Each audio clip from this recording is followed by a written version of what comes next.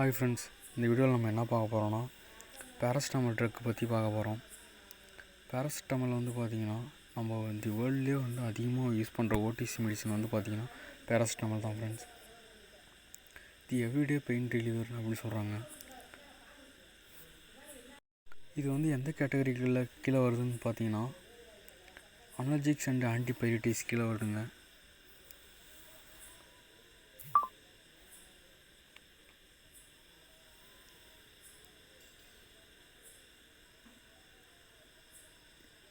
இதோட ஆக்ஷன் பார்த்திங்கன்னா mild to moderate pain reduce பண்ணுறது, ஃபீவரும் ரெடியூஸ் பண்ணுறது.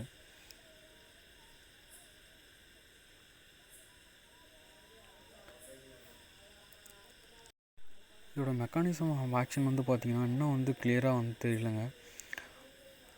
ஆனால் இது பார்த்திங்கன்னா வீக் இன்ஹிபிட்டர் ஆஃப் ப்ரோஸ்டாகிளாண்டின்ஸ் சொல்கிறாங்க.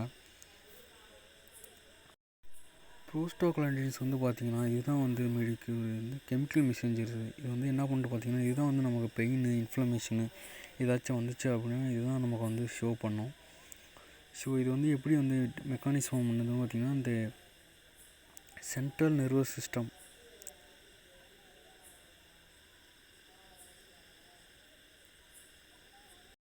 இந்த சென்ட்ரல் நர்வஸ் சிஸ்டம் தான் பார்த்திங்கன்னா இந்த ப்ரோஸ்டாகிளாண்டின் ரிலீஸ் பண்ணும். இது பொதுவே பாடியோட டெம்பரேச்சரை அதிகப்படுத்தும். அதனால தான் நமக்கு ஃபீவர் அதெல்லாம் வருது.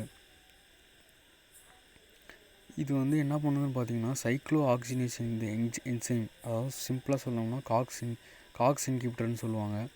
இந்த என்சைம் டேரெக்டாக இந்த பேராசிட்டமாலில் இன்ஹிபிட் பண்ணுறதால நமக்கு அந்த பெயினும் ஃபீவரும் ரெடியூஸ் ஆகுது.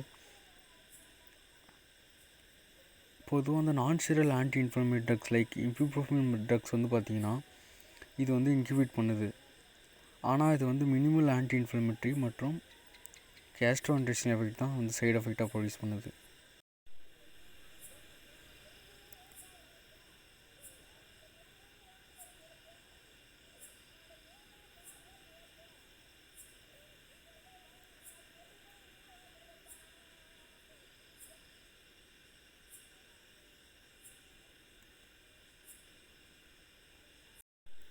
அதாவது பார்த்திங்கன்னா இந்த சைக்ளோ ஆக்சிஜனேஷன் என்சைம் தான் ப்ரோஸ்டாகிளாண்டின் ரிலீஸ் பண்ணுற ஒரு என்சைம். அந்த என்சைம் என்ன பண்ணணும்னு பார்த்திங்கன்னா பெயின் அண்ட் ஃபீவர் காஸ் பண்ணும். அந்த என்சைம் நம்ம இன்ஹிபிட் பண்ணிட்டோம் அப்படின்னா நமக்கு பெயின், ஃபீவர் நமக்கு வராது. ஸோ இந்த மெக்கானிசம் பேஸ் பண்ணி தான் நம்ம பேராசிட்டமால் யூஸ் ஆகுது.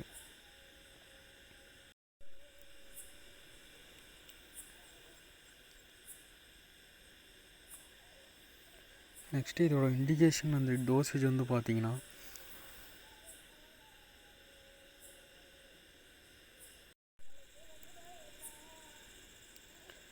மைல்டு டு மாட்ரேட் பெயின், அதாவது 0.5 mg to 1 gram every 4 to 6 hours, maximum 4 gram per day.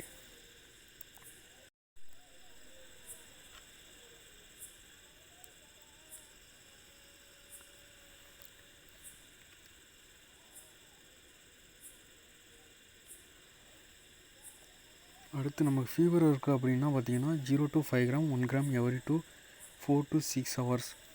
அதாவது நம்ம லாஸ்ட்டாக ப்ரீவியஸாக 24 ஹவர்ஸ்க்குள்ளே நம்ம எவ்வளோ டோஸ் எடுத்தோன்னு நம்ம கால்குலேட் பண்ணிக்கிட்டே இருக்கணும். குழந்தைங்களுக்கு எவ்வளோ டோஸ் கொடுக்கணும்னா 10 to 15 milligram per kg dose every 4 to 6 hours. அதாவது குழந்தைங்களுக்கு பார்த்திங்கன்னா 5 டோஸ்க்கு மேலே நம்ம கொடுக்கக்கூடாது 24 மணி நேரத்தில்.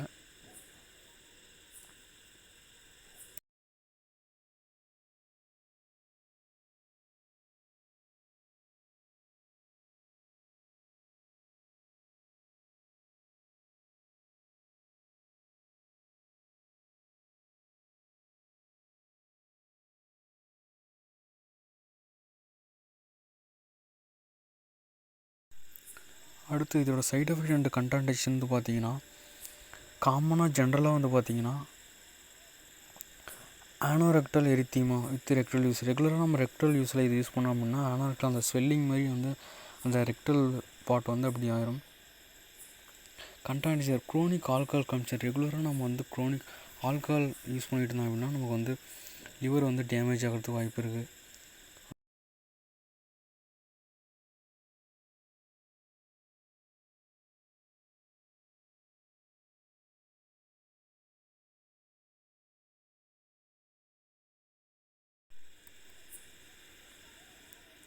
ரேராக சீரியஸாக வந்து என்ன ஆகும்னு பார்த்தீங்கன்னா வந்து த்ரோம்போசைட்டோபெனியா வரும். பார்த்தீங்கன்னா வந்து பிளேட்லெட்ஸோட செல் கவுண்ட் வந்து டிக்ரீஸ் ஆகிறது.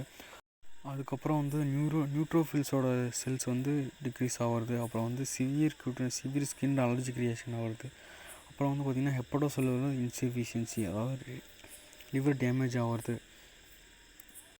இன்கேஸ் நம்ம ஒரு நாளைக்கு 4 கிராம் பர் டேக்கு மேலே நம்ம எடுத்துட்டோம்னா நமக்கு ஓவர் டோஸ் ஆகிரும். அதாவது சிவியரான லிவர் டேமேஜ் வந்து ஏற்பட்டுரும். நெக்ஸ்ட்டு வந்து விசுவல் சம்மரி, அதாவது அந்த சேட் வந்து எப்படி இருக்குன்னு பார்க்கலாம். மெக்கானிசம் ஆக்ஷன் ஒரு விசுவல் சம்மரி போல் நம்ம வந்து பார்க்கலாம்.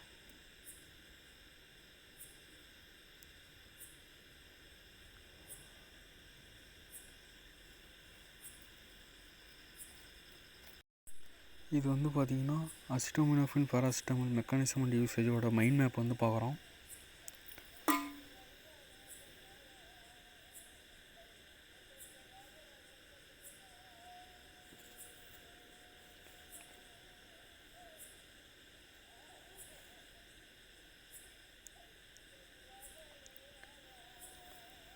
அதில் வந்து என்னென்னலாம் இருக்குதுன்னு பார்த்தீங்கன்னா mechanism of action, therapeutic effects, dosage guidelines, safety consideration இருக்குது. இது வந்து எப்படி மெக்கானிசம் ஆஃப் ஆக்ஷன் பார்த்தோன்னா ஆல்ரெடி நம்ம ஃபஸ்ட்டே பார்த்தோம். அது வந்து காக்ஸ் என்சைம் வந்து இன்கிபிட்டனால தான் வந்து நமக்கு பெயின் ஃபீவரும் வந்து ரெடியூஸ் ஆகுதுன்னு பார்க்குறோம். அதில் வந்து ப்ரைமரி சைட் வந்து என்ன, ப்ரைமரி சைட்டு பயோகம்யூனிகேஷன் 2 விதமான மெக்கானிசம் ஆஃப் ஆக்ஷன் வந்து பேராசிட்டமால் வந்து இன்வால்வ் ஆகுது. அதில் ப்ரைமரி சைட்டில் வந்து பார்த்திங்கன்னா சென்ட்ரல் நர்வஸ் சிஸ்டம் டார்கெட்டிங், அதான் அந்த அந்த ப்ரோஸ்டாக்லாண்டின் வந்து ரிலீஸ் ஆகுதுல, அதில் ஒரு டார்கெட் பண்ணுது. அப்புறம் வந்து பிரெயின் அண்ட் ஸ்பைனல் கார்டில் ஆக்டிவிட்டியில் இது பண்ணுது. பயோகெமிக்கல் ஆக்ஷன் வந்து பார்த்திங்கன்னா வீக் இன்ஹிபிஷன் ஆஃப் ப்ரோட்டோகாண்டிஷன், அந்த இன்ஹிபிஷன் வந்து இந்த என்சைம் வந்து இன்ஹிபிஷன் பண்ணுது. அதால் வந்து நமக்கு பெயின் வந்து ஃபீவரும் இமீடியேட்டாக வந்து ஆக்ஷன் ஆகுது. அடுத்து வந்து தெராபியூட்டிக் எஃபெக்ட்ஸ் வந்து பார்த்திங்கன்னா பெயின் மேனேஜ்மெண்ட், டெம்பரேச்சர் கண்ட்ரோல். அந்த ப்ரோஸ்டாக்லாண்டின் வந்து பெயின் மேனேஜ் பண்ணுது. டெம்பரேச்சரும் அதில் வந்து ரெடியூஸ் ஆகுது. பெயின் மேனேஜில் வந்து பார்த்திங்கன்னா analgesics properties and central pain relieve mechanism, அதாவது அந்த ப்ரோஸ்டாக்லாண்டின் இன்ஹிபிட் பண்ணுறதால வந்து சென்ட்ரல் பெயின் அந்த சீனஸ்லேருந்து அந்த மெக்கானிசம் வந்து ஆக்ட் ஆகுது.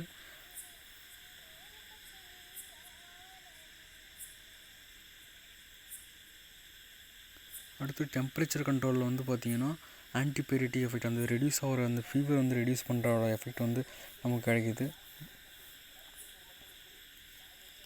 அடுத்து வந்து டோசேஜ் கைட்லைன்ஸ் வந்து பார்த்திங்கன்னா அடல்ட் டோசேஜ் வந்து எவ்வளோ ஒரு நாளைக்கு இருக்கணும்னு பார்த்திங்கன்னா 0.5 to 1 gram to every 4 to 6 hours. Maximum வந்து 4 கிராம் லிமிட் இருக்கணும். அதுக்கு மேலே எடுத்தோம்னா நமக்கு வந்து லிவர் டேமேஜ் ஆகும். அட்மினிஸ்ட்ரேஷன் வந்து பார்த்திங்கன்னா ரெகுலர் இன்டர்வல் டோசிங்கில் இருக்கணும். ஸ்ட்ரிக்ட் அட்கரன்ஸ் ஃபாலோ பண்ணணும். அடுத்து வந்து சேஃப்டி கன்சிடரேஷன் வந்து பார்த்திங்கன்னா ஹெப்பாட்டிக் ரிஸ்க் இருக்குது. அதாவது நம்ம வந்து அதிகமான ட்ரக் அளவு டோஸ் எடுத்தோம் அப்படின்னா நமக்கு வந்து லிவர் டேமேஜ் ஆகிறதுக்கு வாய்ப்பு இருக்குது.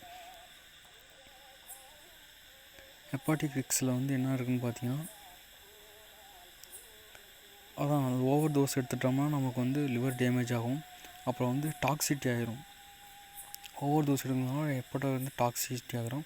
ப்ரிகாஷன் வந்து பார்த்திங்கன்னா என்ன எடுக்கணும்னு பார்த்திங்கன்னா கேர்ஃபுல் டோஸ் மானிட்டரிங், அதாவது ஒவ்வொரு டோஸ் எடுக்கிறதுக்கும் நமக்கு வந்து மானிட்டர் பண்ணிகிட்டே இருக்கணும். டெய்லி எடுக்கிற டோசேஜை வந்து மேக்ஸிமம் அளவுக்கு போகாமல் பார்த்துக்கணும்.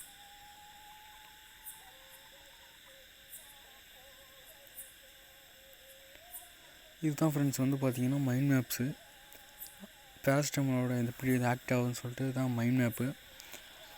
இந்த வீடியோ உங்களுக்கு பிடிச்சிருந்துச்சின்னா லைக் பண்ணுங்கள், ஷேர் பண்ணுங்கள், கமெண்ட் பண்ணுங்கள். அடுத்து எந்த ட்ரக் போகலான்னு சொல்லிட்டு கமெண்ட் பண்ணுங்கள்.